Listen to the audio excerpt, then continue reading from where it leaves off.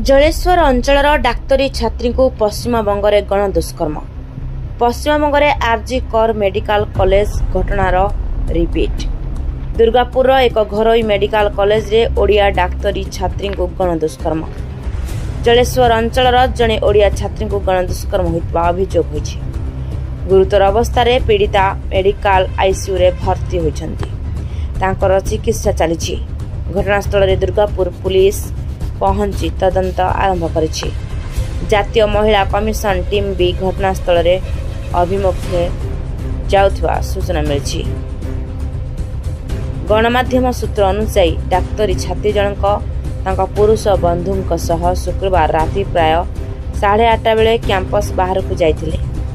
College gate निकट रे 4 ରୁ 5 जन अज्ञात लोक तांको टाणी नहीं हॉस्पिटल पछपटे एक सुनसान स्थान रे गण दुष्कर्म करथिले। पीड़िता छात्री को एवं गुरुतर अवस्था रे मेडिकल में भर्ती कर चिकित्सा चली। घटना रे एवं दुर्गापुर पुलिस तदंत आरंभ करिछि। छात्री पुरुष बंधु को पचराउचरा कर जाउछि। खूब शीघ्र अभियुक्त को गिरफ्त करा बोली सूचना मिली। अपर पक्षरे मेडिकल कॉलेज रो सुरक्षा व्यवस्था नहीं मध्य प्रश्नवाची सृष्टि होइछि। स्वाभाविक बाबा तो चोखे जल फेलबे ही। एक भरसा करे ভিন রাজ্যে মেয়েকে পাঠিয়েছে ডাক্তারি পড়ার জন্য, কিন্তু হয়তো ইতিহাসের পাতাটা উল্টে উনি দেখেননি যে আমাদের রাজ্যে এখন কি ঘটনা চলছে। পার্কস্ট্রিট থেকে নিয়ে কামদুনি থেকে নিয়ে আজকে দুর্গাপুরের ঘটনা আর জি কর, এ তো কোনো মেয়ে নিরাপদ নয়। আর এগুলো একটা কারণেই হয়, যখন এই ধরনের যারা হচ্ছে বদমাইশ তারা যখন ভাবে যে আমরা এসব করলেও ছাড় পাওয়া যাবে, পার পাওয়া যাবে আরজি করের ঘটনার মতন, তখন এইসব তারা সাহস দেখায়। সাহসটাকে ভাঙতে হবে।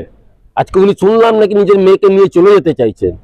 কলেজ অ্যাডমিনিস্ট্রেশনের মধ্যে প্রশ্ন আছে, সেফটি সিকিউরিটি কি করে, কি ব্যাপার। 2 নম্বর বিষয় নয় ক্যাম্পাস ছেড়ে বেরোয় কি করে, সেটাই তো, ক্যাম্পাস ছেড়ে বেরোবে কি করে। তাহলে এগুলো সবচেয়ে টাকা খাওয়ার একটা মৎসব তৈরি হয়েছে এবং রাজ্য সরকারের কোনো নিয়ন্ত্রণ নেই, অ্যাডমিনিস্ট্রেশনের কোনো নিয়ন্ত্রণ নেই, পুলিশ বলে তো কিছু নেই, দলদাসে রূপান্তরিত হয়েছে। আমরা বলছি যে মেয়েদের উপর এই ধরনের আক্রমণ আমাদের রাজ্যে এটা চলছে একদম। মানে পুলিশ আসা মানে তো আমাদের এখন সন্দেহ হয় যে টেম্পারিং করা হচ্ছে, তথ্য লোপাটের চেষ্টা করা হয়েছে। উপর থেকে ফোন এসছে যে এটাকে মেটাও, এটাকে যে কোনো মেটাও, এরপরে টাকা পয়সার অফার হবে।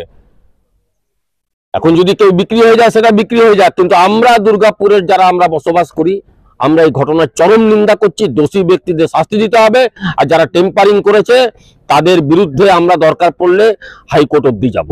ঠিক আছে, রাকেশ শর্মা, সিপিআইএম পশ্চিম বর্ধমান জেলা কমিটির সদস্য।